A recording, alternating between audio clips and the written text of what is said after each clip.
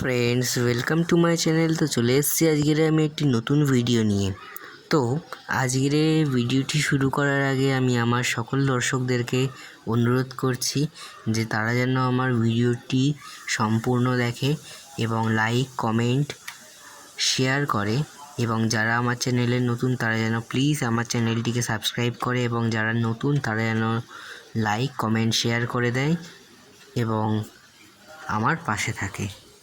তো আজকের টপিকটি হলো গায়ত্রী মন্ত্র। এই গায়ত্রী মন্ত্র অনেকে জানেন এবং অনেকেই জানেন না। সাধারণত এই গায়ত্রী মন্ত্র ব্রাহ্মণরা জপ করে থাকেন পূজার সময়। এই গায়ত্রী মন্ত্র নিয়েই আমি ভিডিও করতে চলেছি, আর এই ভিডিওতে আমি গায়ত্রী মন্ত্রও আপনাদের সঙ্গে শেয়ার করতে চলেছি। কিন্তু যারা নারী আছেন তারা দয়া করে এই ভিডিওটি স্কিপ করে চলে যাবেন, কেননা গায়ত্রী মন্ত্র মেয়েদের শোনা নিষিদ্ধ। মহিলাদের গায়ত্রী মন্ত্র শুনতে নেই। অনেকে গাজোয়ারি করে বলবেন যে কেন শুনতে নেই, কিন্তু তারা দয়া করে একটুখানি শাস্ত্র পড়বেন, শাস্ত্র নিয়ে আলোচনা করবেন। যারা শাস্ত্র আলোচনা করে তাদেরকে গিয়ে জিজ্ঞেস করবেন, তারাও একই কথা বলবে যে নারীদের কখনো গায়ত্রী মন্ত্র জপ করা উচিত নয় বা গায়ত্রী মন্ত্র শ্রবণ করাও উচিত নয়। তো এই গায়ত্রী মন্ত্র হচ্ছে অনেক শক্তিশালী একটি মন্ত্র। যে ব্যক্তি এই মন্ত্রর পাঠ করে তার মধ্যে ঈশ্বরের বাস হয় এবং সে অনেক রকমের শক্তি লাভ করে। এই মন্ত্রটি স্বয়ং ঋষি অগস্ত্য তৈরি করেছিলেন। তো এই মন্ত্রর জপ সাধারণত 3 বার, 5 বার, 11 বার, 108 বার এই সংখ্যাগুলোতে হয়ে থাকে। এটি ঠিক ব্রহ্ম মুহূর্তে সূর্যাস্তের পূর্বে ঘুম থেকে উঠে স্নান করে শুদ্ধ বস্ত্র পরে যখন সূর্যোদয় হবে ঠিক সেই সময় এই মন্ত্র লাল আসনেতে বসে সামনে ধূপ এবং প্রদীপ প্রজ্বলিত করে এই মন্ত্র জপ করা উচিত। তো এই মন্ত্রটি এবার আমি বলতে চলেছি, আপনারা ভালো করে শুনবেন। এই মন্ত্রটি আমি 5 বার আপনাদের সঙ্গে শেয়ার করব।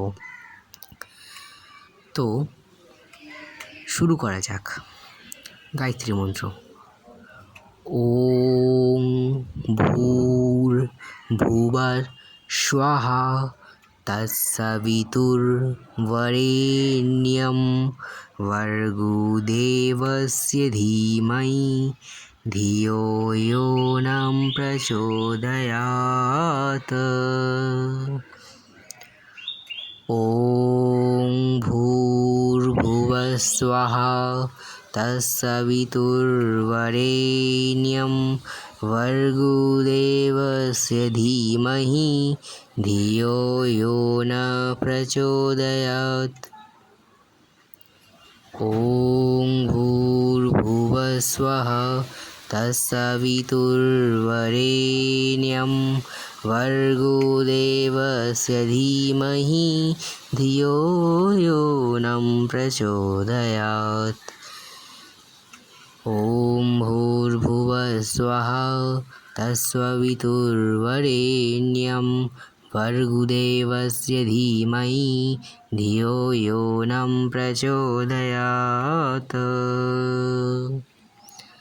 তো বন্ধুরা, এই ছিল সম্পূর্ণ গায়ত্রী মন্ত্র।